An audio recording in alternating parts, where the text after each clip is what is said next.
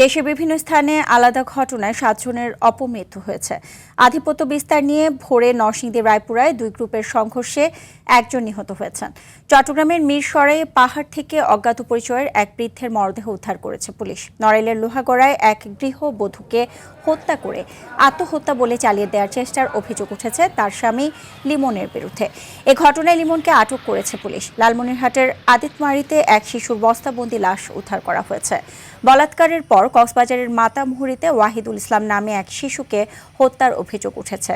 জড়িত সন্দেহে ৩ জনকে আটক করা হয়েছে। যশোরের অভয়নগরে মোহিনী নামে এক বৃদ্ধার মরদেহ উদ্ধার করেছে পুলিশ। জামালপুরের বকশীগঞ্জে বিদ্যুৎস্পৃষ্ট হয়ে রূপন নামে এক ব্যক্তির মৃত্যু হয়েছে।